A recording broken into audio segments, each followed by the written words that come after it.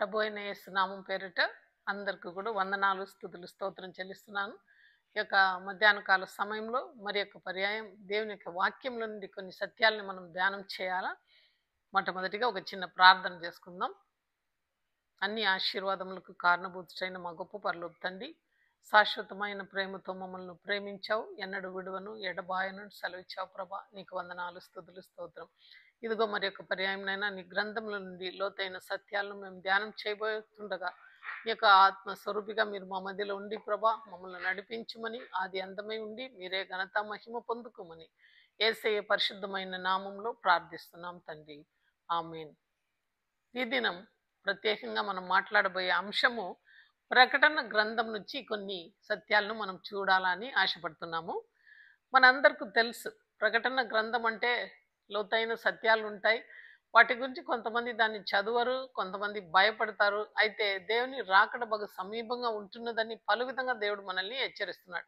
కాబట్టి ఆ గ్రంథంలో నుండి మనము కొన్ని ఏమి జరుగుతుంది, భూలోకంలో జరుగుతున్న వాటికి ఆ యొక్క దర్శనాలకు ఏమైనా సంబంధం ఉందా అని కొన్ని విషయాలు మనము ధ్యానం చేసుకోవాలన్నమాట. మొట్టమొదటిగా అక్కడ మనం చూస్తే ఆ జబదయి కుమారుడైన యోహాను దేవునికి ఎంతో ప్రియమైన శిష్యుడు. ఆయన దేవుని యొక్క రొమ్మున ఆనుకున్న యొక్క శిష్యుడు అన్నమాట. యోహాను ఆయన పట్టబడి ఆ యొక్క పద్మస్తీపంలో ఉన్నప్పుడు యేసుక్రీస్తు ప్రభు తండ్రి దగ్గర నుంచి దూతను పంపించి జరగబోయే వాటిని యోహానుకు తెలియపరుస్తున్నాడు. ఎందుకంటే యేసుక్రీస్తు చనిపోయి తిరిగి వెళ్ళిపోయిన తర్వాత అప్పటి కాలంలో ఉన్న సంఘాల్లో అన్ని కూడా ఒక అలజడలు లేస్తుంది అనమాట. ఎప్పుడు వస్తున్నాడు, ఆయన రాకడ ఎలా, ఇంతేనా, మళ్ళీ ఏం జరగదా అని ఒక క్వశ్చన్ మార్క్ అది మిగిలిపోయింది. కాబట్టి 60 సంవత్సరం తర్వాత, యేసయ్య చనిపోయిన 60 సంవత్సరం తర్వాత ఈ యొక్క ప్రకటన గ్రంథము యోహానుకు తెలియపరచబడింది అన్నమాట. అక్కడ పరలోకం నుండి జరగబోయే వాటిని ఆయన తనకు తెలియపరచుట కొరకై ఆయనను పిలిచాడు, ఆ దర్శనాన్ని చూపించాడు అన్నమాట. 3 అధ్యాయాలు మనం కొన్ని దినాల కింద మనం చూచినాము. అవి చూచినప్పుడు 7 సంఘాలను గురించిన ఒక సత్యాలను మనం ధ్యానం చేసినాం. ఒకవేళ సమయం దొరికితే ఒక్కొక్క సంఘాన్ని గురించి మరి ఒక పర్యాయం మనం మాట్లాడగలుగుతాం. అయితే ప్రత్యేకంగా 4 అధ్యాయం నుంచి మనం చూస్తే జరగబోయే వాటిని సంఘాలకు హెచ్చరిక ఇచ్చినాడు 3 అధ్యాయంలో. 4 అధ్యాయం నుంచి మనం చూస్తే ఇక మీదట జరగబోయే వాటికి ఏమున్నాయి, ఏం జరగబోతుందని యోహానుకు తీసుకొని వెళ్తున్నాడు. ఆత్మలో ఆయనను తీసుకొని వెళ్ళి ఆయన చూపిస్తాడు అన్నమాట యేసయ్య. మనం చూస్తాము, ఈ సంగతులు జరిగిన తర్వాత నేను చూడగా అదిగో పరలోకమందు ఒక తలుపు తెరవబడి ఉండెను. మొట్టమొదటిగా 4 అధ్యాయం ఈ మాటలు ఉంటున్నది. ఈ సంగతులు జరిగిన తర్వాత అంటే 7 సంఘాలకు వాళ్ళు బోధలు చేసిన తర్వాత ఆత్మను ఆయనలో పిలువబడతారు. అప్పుడు ఆయన ఏం చూస్తున్నాడంటే అదిగో పరలోకమందు ఒక తలుపు తెరవబడి ఉంటున్నది అని సెలవిస్తున్నాడు. మనం చూస్తే రెవల్యూషన్ 3:8 ఒక తలుపు చూస్తాం. అది ఫిలడెల్ఫియా సంఘానికి ఆయన చెప్తున్నాడు. ఇదిగో నీ ఎదుట తెరిచి ఉన్న వాక్కులను నేను పెట్టి ఉన్నానని ఫిలడెల్ఫియా సంఘానికి తెలియపరుస్తున్నాడు. ఎందుకంటే ఫిలడెల్ఫియా సంఘము అంతా కూడా దేవుని యొక్క ఏర్పాటు ప్రకారం నడుచుకునే ఒక సంఘం అన్నమాట. ఆ 7 సంఘాల్లో మంచి అని అనిపించుకునే సంఘం. సువార్త ఇంకొను వెదజల్లాలని ఆశపడుతూ ఆ తలుపు తెరిచి ఉందన్నమాట. ఆ యొక్క సువార్తకు అది మూత వేయబడలేదన్నమాట. ఫిలడెల్ఫియా సంఘం ఏర్పరచుకునే సంఘం.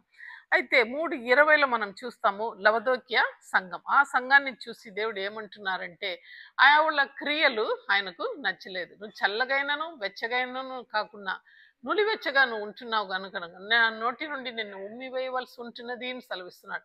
ఇదిగో చూడండి, తలుపు దగ్గర నిలువబడి నేను తట్టుచున్నాను. ఎవడైనా నా స్వరం విని తలుపు తీసిన ఎడల వాని ఎదుట నేను వచ్చి భోజనం చేస్తానంటున్నాడు. లవదోకియా సంఘానికి హెచ్చరిక ఇవ్వబడుతున్నది. మొట్టమొదటి తలుపు అయితే తెరిసిన వాకులు అనమాట. అయితే లవదోకియా సంఘం దగ్గర తలుపు దగ్గర నిలబడి నేను తట్టుచున్నాను ఆయన స్థిరంగా సెలవిచ్చినట్లు చూస్తాం. అలాగనే ప్రకటన గ్రంథం 4:1 తెరవబడిన డోర్ దేనికి సాదృశ్యం అంటే యేసయ్య యోహాను సువార్త 14:6 చెప్తున్నాడు, నేనే మార్గము, నేనే సత్యము, నేనే జీవమై ఉంటున్నానని ఆయన సెలవిస్తున్నాడు అన్నమాట.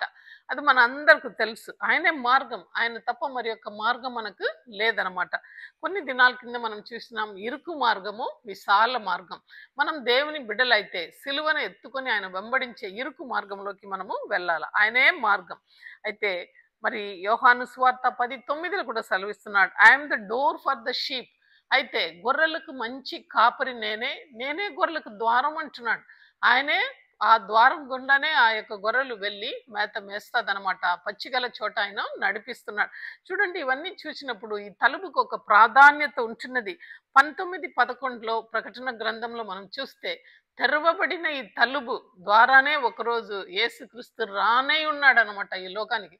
కాబట్టి ఈ వాక్యం వినుచున్న ప్రియ బిడ్డ, మీరు ఆలోచన చేయవలసింది ఏమంటే, ఈ వాకులు ముయ్యబడక ముందే, ఆయన రాకడ మన దగ్గర రాకమునుబే మనం మెలకువగలిగి ఆయన కొరకే మనము జీవించాలని దేవుడు ఎదురు చూస్తున్నాడు. అంతేకాకుండా ఈ తలుపు తర్వాత తెరవబడి ఉండెను, మరియు నేను మొదట వినిన స్వరము బూర ధ్వనివలే నాతో మాట్లాడగా వింటిని. ఇక్కడ యోహాను రాస్తున్నాడు, నేను చూడగా మొదట వినిన స్వరము బూర ధ్వనివలే నాతో మాట్లాడు. ఈ బూర ధ్వనివలే ఉన్న శబ్దము క్రీస్తు బూరధ్వనికి సాదృశ్యంగా ఉంటున్నది. మొదటి తెసలోనికి రాసిన పత్రికలు మనం చూస్తే 4:16 ఈ రీతిగా సెలవిస్తుంది. ఆయన ఆర్భాటంతోనూ ప్రధాన దూతలతోనూ శబ్దంతోనూ బూరధ్వనితోనూ పరలోకం నుండి ప్రభువు దిగి వచ్చును. అయితే యోహాను చూస్తున్న బూరధ్వని ఇక్కడ కూడా తెసలోనిలో చెప్పబడింది అనమాట. యేసుక్రీస్తు రాకడలో బూరధ్వనిగా ఆయన వినిపించి ఆయన వస్తున్నాడు అనమాట. అదే ఇక్కడ యోహాను కూడా చూస్తున్నాడు. అటు తర్వాత ఆయన ఏం చూస్తున్నాడని మనం చూస్తాము. నాతో మాట్లాడగా వింటిని, ఆ మాట్లాడువాడు ఇక్కడికి ఎక్కి రమ్ము అని పిలుస్తున్నాడు అనమాట. ఇక్కడికి ఎక్కి రమ్ము అనే పదానికి అర్థం ఏమంటే, మనం సంఘం ఒకరోజు ఎత్తబడతాదనమాట. అది మన అందరి యొక్క నిరీక్షణ. ఎవరైతే యేసుక్రీస్తు రక్తంలో కడగబడి ఆయన యొక్క ఉతుకు స్నానము మనం ధరించి ఆయన కొరకే వేచి ఉన్నామో, మనం అందరూ కూడా ఒకరోజు ఎత్తబడే వారం అనేది అక్కడ గుర్తు చేసి ఎక్కి రమ్ము అంటున్నాడు. అంతేకాకుండా ఆత్మలను మనము ఎదగాల. Our spiritual life should be strengthen అనమాట. అందుకే పౌలు ఏం రాస్తున్నాడంటే, మహిమలో నుండి అధిక మహిమలోకి మనము ఎదగాలని దేవుడు మనల్ని ఎదురు చూస్తున్నాడు. కొంతమంది అయితే ఇంకను పాలు తాగుతున్నారు, మీరు ఎప్పుడు మాంసం తింటారని పౌలు సెలవిస్తున్నాడు. ఆత్మీయంగా మనము ఎదగాల. ఎక్కి రమ్ము అనే ఒక శబ్దము యోహానుకు వినబడుతుంది. కాబట్టి ఈ ఎత్తబడే గుంపులో మనం ఉండాలని దేవుని యొక్క ఇష్టమై ఉంటున్నది. ఇక మీదట జరగవలసిన వాటిని నీకు నేను కనపరచెదను.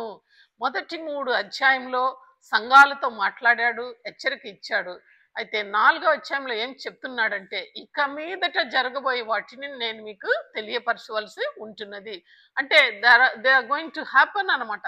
ఏది జరగబోయే కార్యము అనేది యోహానుకు అక్కడ తెలియపరుస్తున్నాడు. వెంటనే నేను ఆత్మవశన అయితిని, పరలోకమందు ఒక సింహాసనం వేయబడి ఉన్నది. ఆ సింహాసనమందు ఒకడు ఆసీనై ఉండెను.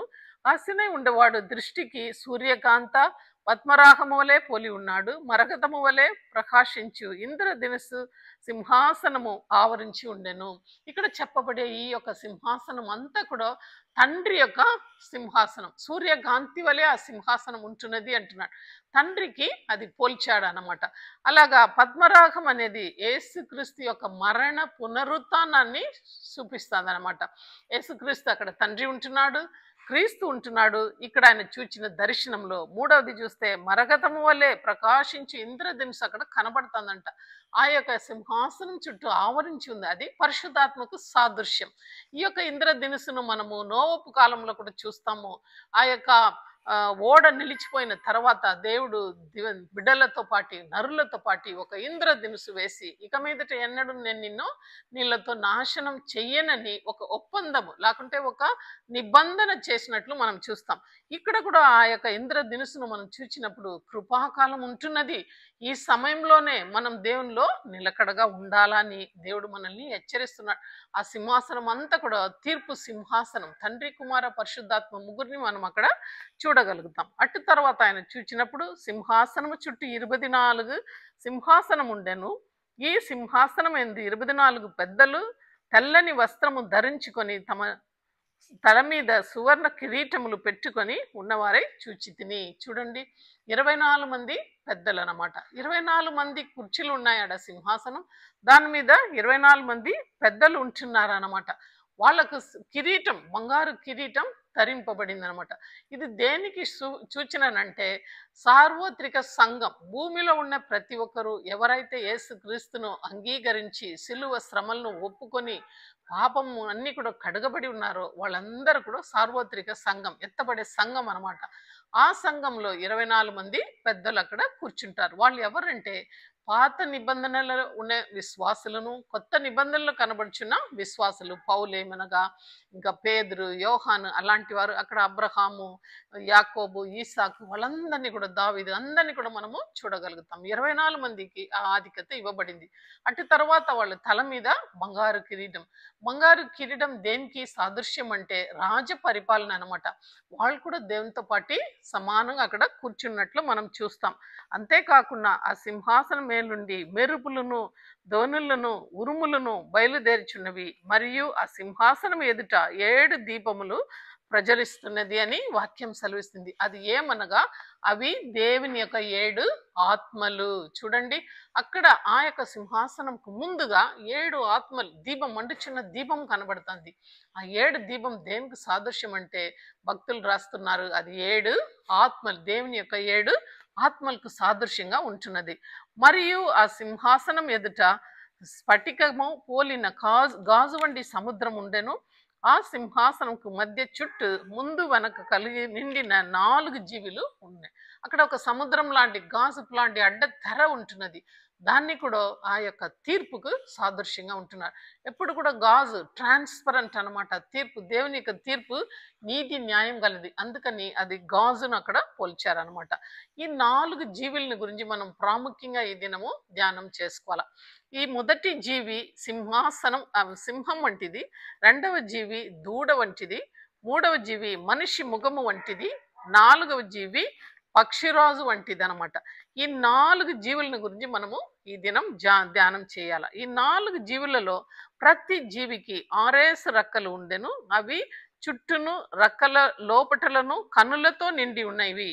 అవి భూత వర్తమాన భవిష్యత్ కాలమందు ఉండు సర్వాధికారి దేవుడికి ప్రభు పరిశుద్ధుడు పరిశుద్ధుడు పరిశుద్ధుడని మానక రాత్రి పగళ్ళు చెప్పుచున్నవి. చూడండి, ఇక్కడ మనము ఆలోచన చేయవలసింది, ఒక భక్తుడేం రాస్తున్నాడంటే పరలోకంలో ఈ 4 జీవి, సింహము, ఆ ఎద్దు, మరి మనుష్య ముఖము, పక్షిరాజు అంటే ఆకాశంలో తిరుగుచున్న ఆ గద్ద, ఈ 4 కూడా పరిశుద్ధాత్మ ప్రేరేపణతో 4 సువార్తలుగా రాయబడి ఉంటున్నదని అక్కడ భక్తులు రాస్తున్నాడు. మొట్టమొదటిగా సింహము, మత్తయి సువార్త మనం చూస్తే మత్తయి రాసిన యొక్క పత్రిక రాసిన ఆయన యేసుక్రీస్తును సింహం లాగా పోలుస్తున్నాడు. సింహం ఏమిటికి గుర్తు? రాజుకు గుర్తు. అడవి అంతటిలో సింహము రాజుగా పిలువబడింది. దానికి ఎదురుగా ఎవరు కూడా నిలబడలేరు అనమాట. కాబట్టి సింహంకు పోల్చినప్పుడు మత్తయి అందటిలో చూడండి, యూదులకు రాజుగా పుట్టినవాడు ఎక్కడ ఉన్నాడు అని మొట్టమొదటి ప్రశ్న అడుగుచున్నారనమాట. అయితే యూదుల రాజుగా పుట్టినవాడు ఎక్కడ ఉన్నాడు? తూర్పు దిక్కున మేము ఆయన నక్షత్రము చూచి ఆయనను పూజింప వచ్చితిమని చెప్పిరి. చూడండి, మన యేసయ్యకు యూదుల రాజు అని పేరు అనమాట. అందుకే అక్కడ సింహం యొక్క గుర్తు మనకు కనబడుతుంది. అంతేకాకుండా నక్షత్రం సామాన్యంగా కాలంలో ఒక గొప్ప వ్యక్తి లేకుంటే ఒక రారాజు పుట్టినప్పుడు నక్షత్రం ఉదయిస్తుంది అనమాట. యేసయ్య పుట్టినప్పుడు ఆ నక్షత్రం ఉదయించింది. కాబట్టి జ్ఞానులందరూ కూడా ఆ నక్షత్రాన్ని చూచుకొని ఎక్కడైనా పుట్టి ఉన్నాడని వెతుకుచూ వచ్చు హేరోదు యొక్క భవనం దగ్గరికి వాళ్ళు వచ్చేసినారనమాట. అటు తర్వాత నక్షత్రము వాళ్ళు నక్షత్రం చూడకుండా హేరోదు భవనం, ఒక రాజు ఆ యొక్క రాజభవనంలోనే ఉంటాడు కదా అని తప్పుదారి పట్టేశారు. అయితే వాళ్ళను దూత కలలో కనబడి వాళ్ళని మార్గం సరిగా తిప్పిందనమాట. అయితే 2వ అధ్యాయం 11 మత్తయిలు మనం చూస్తే వారి ఇంటిలోనికి వచ్చి తల్లి అయిన మరియను ఆ శిశువును చూచి సాగిలపడి ఆయనను పూజించి తమ పెట్టెలను విప్పి బంగారు సాంబ్రాణి పోలమును కానుకగా ఆయనకు ఇచ్చిరి అనే వాక్యము సెలవిస్తుందన్నమాట. రాజు గనక ఆయనకు బంగారము ఇవ్వబడింది. రాజుకు అది ఒక గుర్తు అనమాట. ఆ సాంబ్రాణి బోలము మనం చూస్తే యాజకత్వము, మరి ఆయన సిలువ శ్రమ మరణానికి సాదృశ్యంగా ఉంటున్నది. మొట్టమొదటిగా చెప్పబడిన ప్రవచనంలో మనము అబ్రహాంకి ఇవ్వబడిన వాగ్దానాన్ని ఈ స్థలమందు జ్ఞాపకం చేసుకోవాలి. 12 అధ్యాయము ఆదికాండం 3వ వచనం ఏం సెలవిస్తుందంటే, నీలో నీ సంతతి వారందరూ కూడా ఆశీర్వదింపబడతారని దేవుడు వాగ్దానం ఇస్తున్నాడు. అయితే మత్తయి సువార్తలు చూసినప్పుడు దేవుని యొక్క ఆ యొక్క జాబితాలో ఎవరెవరైతే ఆయన తరములో ఎవరెవరైతే పుట్టినారో అవన్నీ కూడా రాయబడి ఉంటున్నది. ఇక్కడ చూడండి 17వ వచనం ఏం సెలవిస్తుందంటే, ఇట్లు అబ్రహాము మొదలుకొని దావీదు వరకు తరములు ఇవన్నీ కూడా 14 తరములు. దావీదులు మొదలుకొని యూదులు బబులోనికి కొనిబోడి పడిన కాలం వరకు మరి 14 తరములు అనమాట. బబులోను కొనిబోడిన పడిన తర్వాత అది మొదలుకొని క్రీస్తు వరకు 14 తరములు. ఆగా మొత్తం 42 ఆ యొక్క తరతరాలు ఆయన యొక్క అవన్నీ కూడా చరిత్ర రాయబడింది. ఈ చరిత్రలో ఆయన దావీదు కుమారుడు అనబడుతున్నాడు. ఆయన దావీదు ఇజ్రాయిలును ఏలిన రాజు, మహారాజు. అయితే యేసయ్య కూడా రాజవంశంలో జన్మించాడు గనుక ఆయన రాజు అనబడినాడు. అంతేకాకుండా జ్ఞానులు వచ్చి ఆయనను కింగ్ అని ఆయనను పిలిచారనమాట. యూదులకు రాజు అని పిలిచినట్లు మనం చూస్తాం. పిలాతు రాసినప్పుడు కూడా ఆ సిలువ పైన యూదులకు రాజు అని రాశాడనమాట. ఇదనమాట దేవుని యొక్క మత్తయి సువార్త అంతట్లో కూడా ఒక సింహానికి పోలుస్తున్నారు. సామెతల గ్రంథము 28:1 ఏం చెప్తుందంటే, నీతిమంతుడు సింహం వలె ధైర్యంగా ఉండును.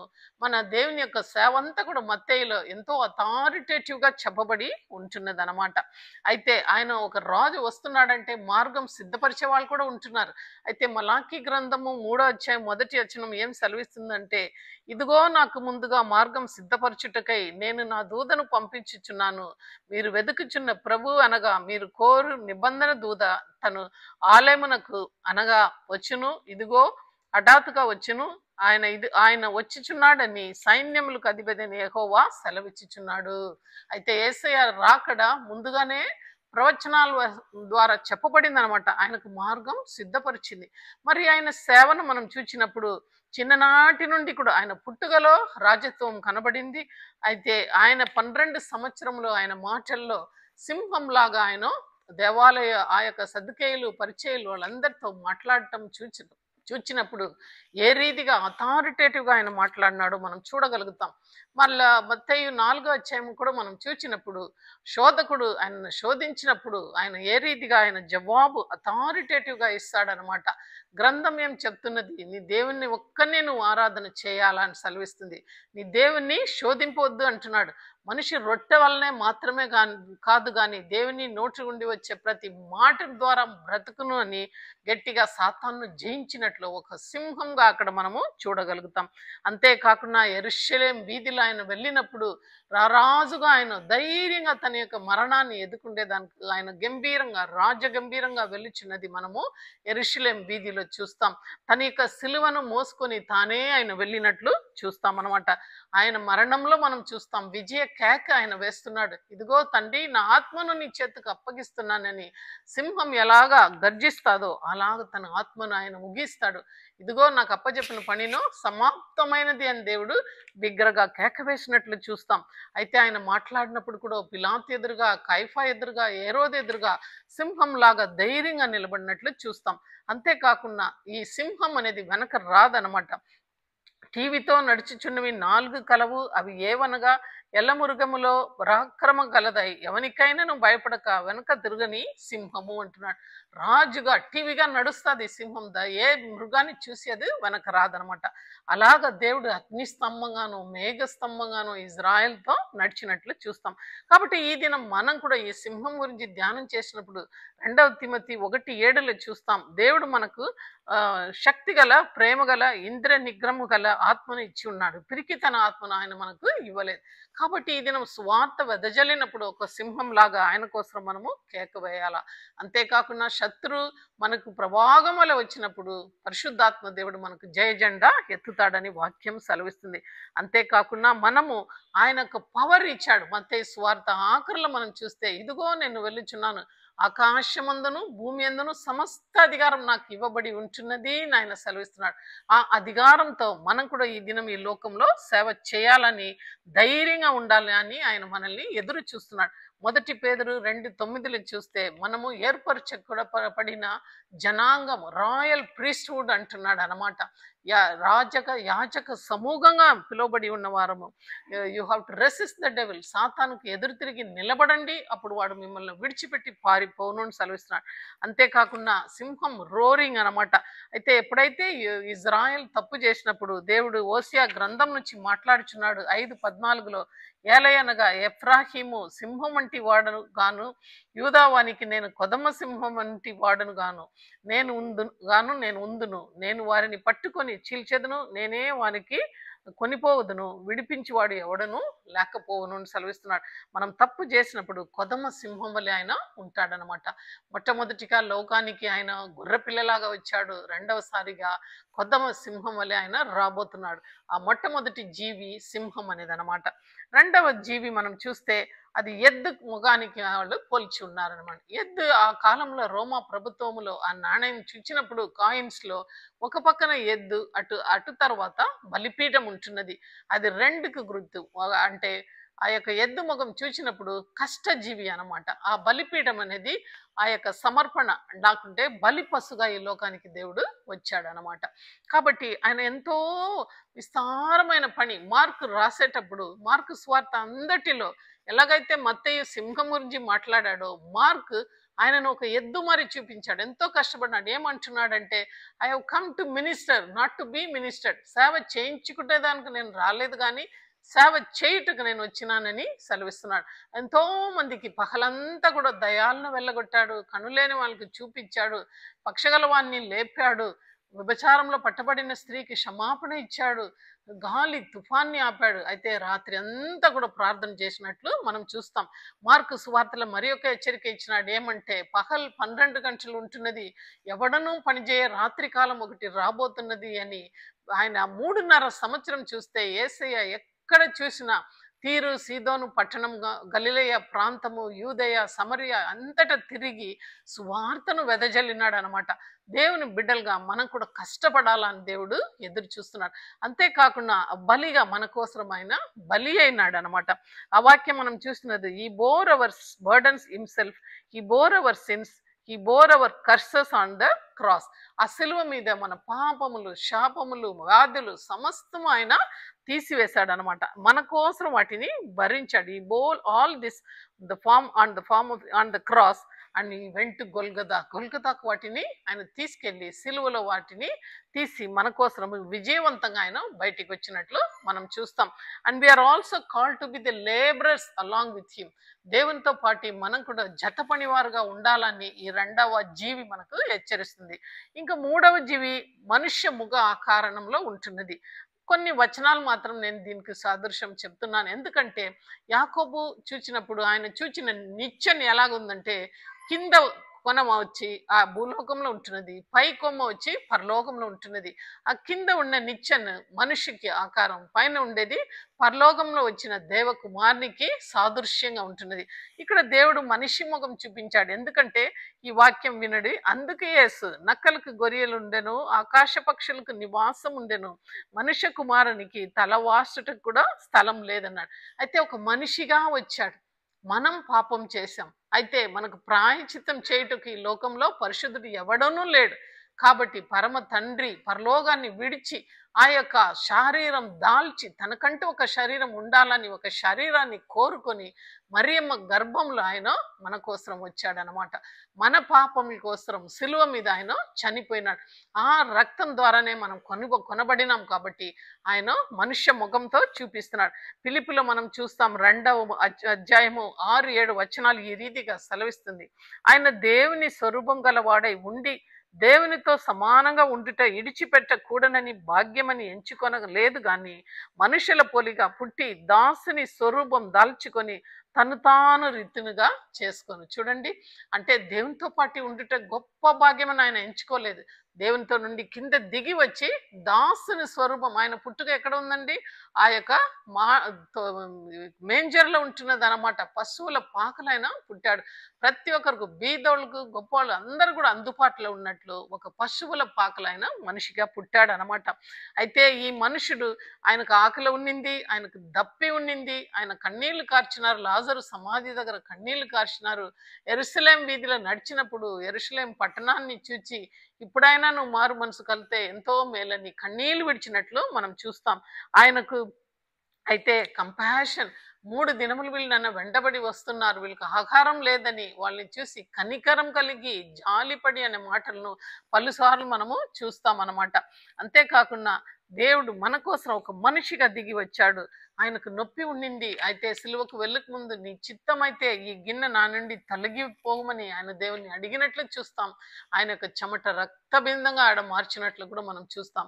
అయితే సంపూర్ణ నరుడు, సంపూర్ణ మానవుడుగా ఆయన పుట్టినాడు. ఒక మాట చెప్తాను, 1 తిమోతి 2వ అధ్యాయం ఈ రీతిగా సెలవిస్తుంది. దేవుడు ఒక్కడే, దేవునికి నరులకు మధ్యవర్తి ఒక్కడే, ఆయనే క్రీస్తు అను నరుడు. చూడండి, క్రీస్తు యేసు ఆయన దేవాది దేవుడిగా వచ్చినాడు, ఆయనకు నొప్పి ఉండదని కొంతమంది ఆలోచన చేస్తారు. అది కాదు. యేసయ్య సంపూర్ణంగా నొప్పి అంతా, నువ్వు నేను భరించవలసిన నొప్పి బాధ సమస్తము సిలువ మీద భరించాడు. అందుకే ఆయన ఇప్పుడు సంపూర్ణ నరుడుని రాయబడి ఉంది. అందరి కొరకు విమోచన క్రియతనంగా ఆయన తను తాను సమర్పించుకొనెను. దీనిని గూర్చిన సాక్ష్యము యుద్ధకాలము మనకు కనపరచబడును అని వాక్యం సెలవిస్తుంది.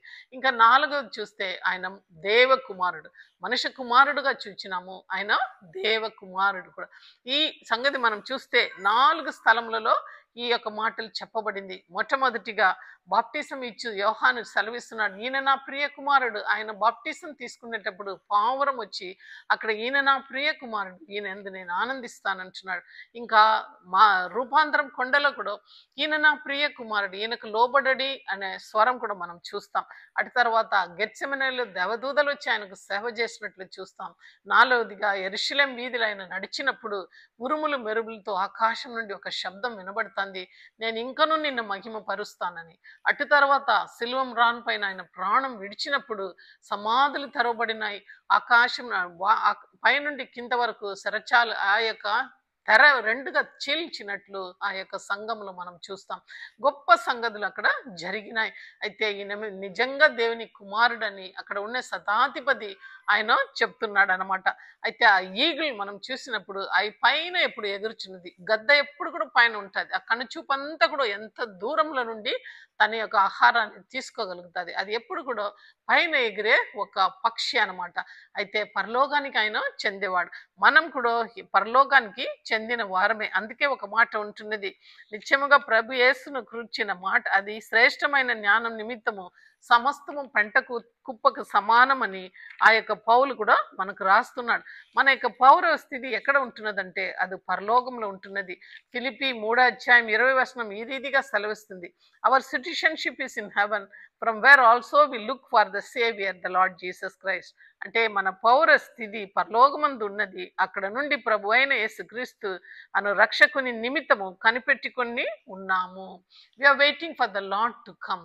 So as we're living in this world, ఈ లోకంలో మనం జీవిస్తుండగా పక్షిరాజు వలె పరలోకంకు చెందిన వారుగా మనం ఉండాలి. అందుకే ఒక మాట చెప్పబడి ఉంది, కొలసి పత్రిక 3:1 ఈ రీతిగా సెలవిస్తుంది, మీరు క్రీస్తుతో పాటి లేపబడిన వారైతే పైనుండి వాటిని వెదకుడి, అక్కడ క్రీస్తు దేవుని కుడిపాసం వైపు కూర్చున్నాడు, పైనున్న వాటి మీదనే గాని భూ సంబంధం వాటి మీద మనసు ఉంచకుడి, ఎలయనగా మీరు మృతి పొందిరి, మీ జీవం క్రీస్తుతో కూడా దేవుని యందు దాచబడి ఉంటున్నది. ఎంత గొప్ప మాట చూడండి.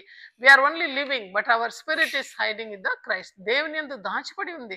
ఆయన వచ్చినప్పుడు మనమందరూ కూడా ఆయనతో పాటు వెళ్ళిపోతాం అన్నమాట. కాబట్టి ఐజయా 40:31 కూడా ఈ రీతిగా సెలవిస్తుంది, యెహోవా కొరకు ఎదురుచూచువారు నూతన బలము పొంది పక్షిరాజు వలె రెక్కలు చాపి పైకి ఎగురుదురు, అలయక పరిగెత్తుదురు, సొమ్మసిల్లక నడిచిపోదురు. మనము ఈ 4 జీవులను చూచినప్పుడు ఒక్కసారి ఆలోచన చేస్తాం, సింహం లాంటి మనం జీవిస్తున్నామా, దేవుని కోసం సువార్తను గర్జించి మనం చెప్పగలుగుతామా? దేవుని కోసం నిలబడగలుగుతామా? అటువంటి ధైర్యం మనలో ఉంటున్నదా? ఆత్మ అభిషేకం పొందుకొని మనం ఆ రీతిగా నడవాలని దేవుడు ఎదురు చూస్తున్నాడు. అయితే రెండవదిగా ఎద్దు ముఖం చూచినప్పుడు మనము ఎంత పని అయినా దేవుని కోసం చేయగలగాల.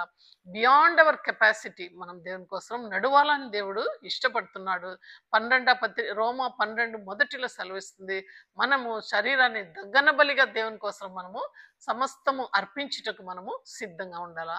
మూడవది, మనిషి రూపం మనం చూచినప్పుడు ప్రేమ కలిగి, ఒక అధ్యాయం అంతా కూడా రాయబడింది ఆ రీతిగా ప్రేమ కలిగి, మనుష్య కుమారుడి లోకంలో సేవ చేయించుకొనుటకు రాలేదు కానీ చేయుటకు వచ్చాడు. కాబట్టి మనం కూడా ఆ మనుష్య కుమారుని యొక్క స్వభావము అన్ని కూడా కలిగి ఉండాలా. కడపటిగా పక్షిరాజు ఎలాగా పైకి ఎగురుతాదో మనము ఎల్లప్పుడూ పైకి దేవుని కోసము పైచూపు చూసుకొని ఆయన రాకడ కొరకై కనిపెట్టి ఉండే మనము ఇవన్నీ కూడా ధ్యానం చేసుకొని ఆయన కొరకై మనము జీవించాలని దేవుడు ఎదురు చూస్తున్నాడు. ఆ 24 పెద్దలు ఆ యొక్క బంగారు కిరీటం ధరించి దివారాత్రి పరిశుద్ధుడు పరిశుద్ధుడు అంటున్నారు. వాళ్ళతో పాటు ఈ 4 జీవులు క్రీస్తును పోలికలకు మనకు సమానంగా చూపబడి ఉంటున్నది. ఆ జీవులు కూడా దేవుని పరిశుద్ధుడు పరిశుద్ధుడు పరిశుద్ధుడు అంటున్నది, దివారాత్రి పలుకుచున్నది. ఈ భూలోకంలో ఉన్న మనం కూడా ఆ ఎత్తపడి సంఘంలో మనం చేర్చుకోవాలంటే మనం ఈ లోకంలో ఉండేటప్పుడు దేవుని కొరకై జీవించాలని దేవుని యొక్క హెచ్చరికై ఉంటున్నదని ఈ కొద్ది మాటలను మన వినికిడిలో దేవుడు ఆశీర్వదించును కాక. చిన్న ప్రార్థన చేసుకుందాం. పరిశుద్ధుడా, ప్రేమ నమ్మకం కలిగిన మా గొప్ప పరలోక తండ్రి, శాశ్వతమైన ప్రేమతో మమ్మల్ని మీరు ప్రేమించారు నాయన. విడవక నీ కృపను మా పట్ల చూపించారు. ఇదిగో ప్రకటన గ్రంథ ధ్యానం అంటే ప్రభా, అది ఎంతో గొప్పది, ఎంతో మర్మంతో కూడినది ప్రభా. నీ పరిశుద్ధాత్మ ప్రేరేపణ లేనిది ఆ గ్రంథం గురించి మేము మాట్లాడలేం. ఇదిగో నీ బిడ్డలకు నాయన, నీ గ్రంథం నుండి ఏదైతే మీరు చెప్పి ఉన్నారో దాన్ని నాయన మేము చదువుకున్నాం, ధ్యానం చేసినాం. దాన్ని చదువువాడు ధ్యానించేవాడు అందరు కూడా ధన్యులను సెలవిచ్చారు. ఆ ధన్యత ప్రతి ఒక్క బిడ్డకు దయచేయండి. ఈ వాక్యాన్ని విన్న ప్రతి ఒక్క బిడ్డ సింహంలాగా నీ కొరకు నిలవబడుటకు, ఎద్దులాగా కష్టపడుటకు, మనుష్య ప్రేమతోనూ పరలోకపు ప్రేమతోనూ పైనుండి వచ్చిన మిమ్మల్ని చూచి నడుచుటకు సహాయం చేయమని ఈ కొద్ది మాటలను మా అందరి వినికిడిలో ఆశీర్వదించి కాపాడమని యేసు పరిశుద్ధమైన నామంలో ప్రార్థిస్తున్నాను తండ్రి. ఆమేన్.